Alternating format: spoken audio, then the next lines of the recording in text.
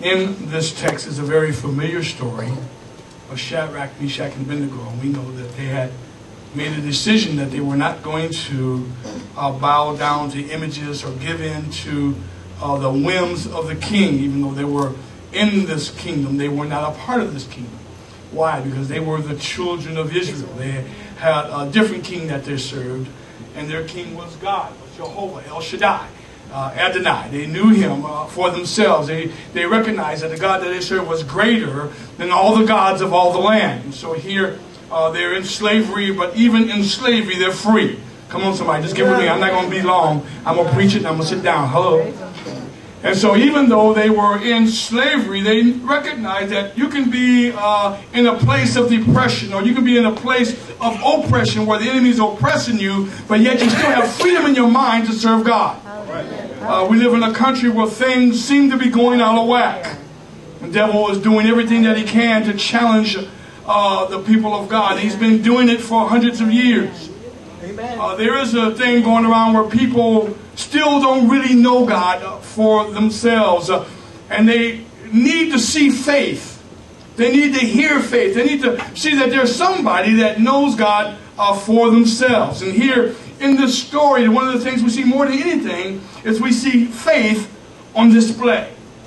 Here's these three young men. You know, we think faith is a New Testament concept, but I want you to know that faith goes way back into the Old Testament. We are the children of Abraham. How? By faith, because Abraham believed God. And all faith is saying, God, I believe you. I don't know how things are going to turn out. I don't even know how you're going to do what you say to me that you're going to do. Yes. But if you said it, then I heard the preacher say that settles it. Look at your neighbor, tell him that settles it. If God says it, it shall come to pass. And it's not for us to try to figure out how he's going to do it, but it's up to us to believe God. Hello. Amen. And so here in the story, we see this king, this Nebuchadnezzar, who's a ruler over one of the greatest nations of his day. And it reminds me of Pharaoh when he says, who is that God that shall deliver you out of my hands? It reminds me of the arrogance of those people that try to usurp themselves over the God of the world. It reminds me of Pharaoh when he said to Moses, who is the Lord that I should obey him? As if, you know, God is greater than me. And it makes me think of some of our politicians today that try to say, we got to take God out of politics. How do you take God out of politics? How do you take God out of the state? How do you take God out of the schools? You can't, because God is everywhere. But what it is an arrogant personality or an arrogant mindset that says that I'm greater than God, and who is God to try to tell me what to do? Amen. Hello. Yes.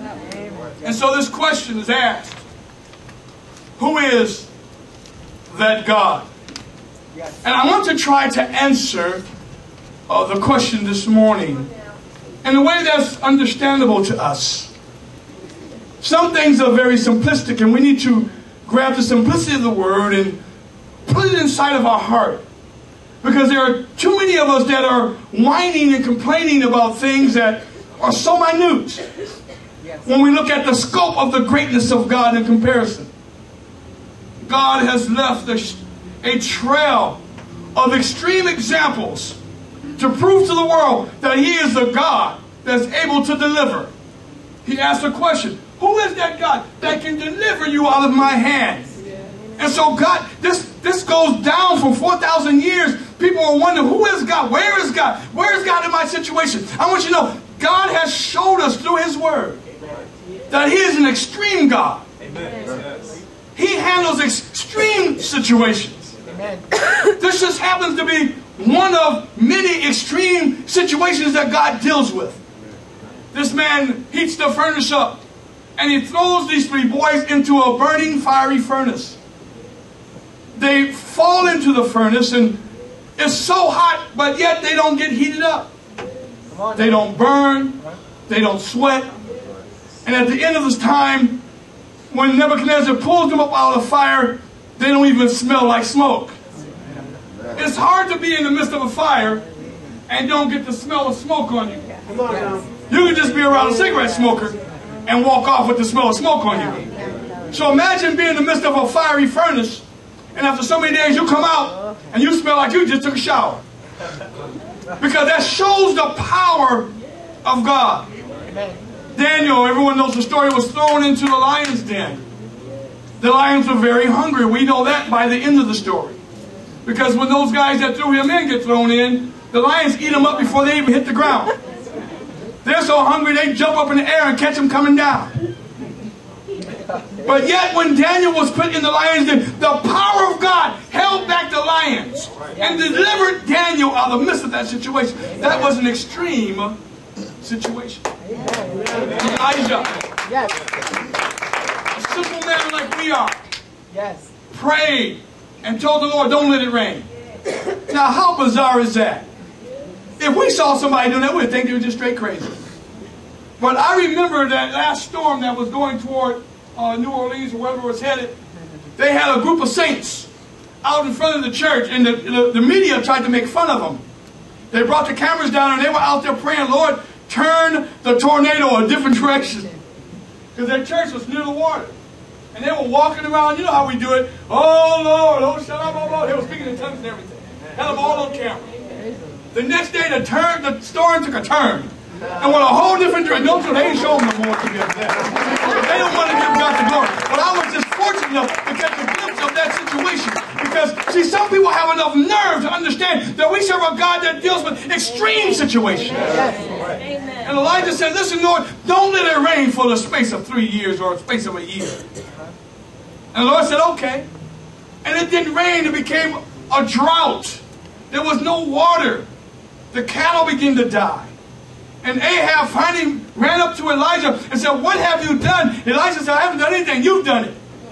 Because of your hard-heartedness. That's why I prayed for no rain. But I'll go ahead and pray again. Man, can you imagine that? We got a drought in California, and nobody's not even praying for it. They're on a 3-year drought right now. And we're just sitting back going, oh, I guess it's a drought. That's true. Because we don't understand how God works. God's willing to accept challenges. And I wonder if we're willing to challenge God. And Elijah said, let it rain. He just got down on Mount Carmel. If you don't know the story, you can turn to it another time in 1 Kings chapter 17.